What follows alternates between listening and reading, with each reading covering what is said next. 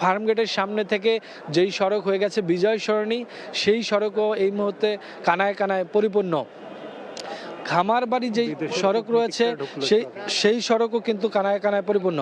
ইতিমধ্যে আপনারা জানেন যে এই যে জানাজা স্থল, এখানে কিন্তু আমরা দেখেছি যে সকাল থেকেই এবং কিছুক্ষণ আগে আমরা দেখেছি যে বিভিন্ন দেশের যে কূটনীতিকরা রয়েছেন তারা কিন্তু এখানে উপস্থিত হয়েছেন, এবং আমরা দেখছি যে শুধুমাত্র কূটনীতিকরা তারাই নয়, বিভিন্ন দেশের যারা এখানে বাংলাদেশে যারা অবস্থান করছেন তাদেরও অনেককে আমরা দেখেছি যে সকাল থেকে এখানে আসতে, এবং আমরা দেখেছি যে অন্তর্বর্তী সরকারের উপদেষ্টা, বিভিন্ন দলের যারা নেতা রয়েছেন, নেতৃবৃন্দ রয়েছেন, তাদেরও এখানে উপস্থিতি আমরা দেখেছি।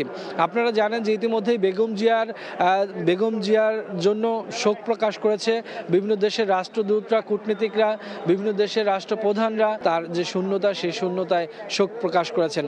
এই মুহূর্তে যেখানে জানাজা হবে সেই জানাজা স্থল যেমন লোকে লোকারণ্য, তেমনি আমরা জানি যে জানাজা স্থলের আশেপাশেও বিভিন্ন জায়গায় কিন্তু লোকে লোকারণ্য, কেননা মানুষ আর ভিতরে প্রবেশ করার মতো কোনো জায়গা এই মুহূর্তে নেই, কারণ সড়কেই দাঁড়িয়ে থাকার মতো পরিস্থিতি নেই। এই জন্য যে যেখানে পারছেন সেখানেই একটু জায়গা করে নিচ্ছেন বেগম জিয়াকে শেষ বিদায় অংশগ্রহণ করার জন্য, তার জানাজায় অংশগ্রহণ করার জন্য।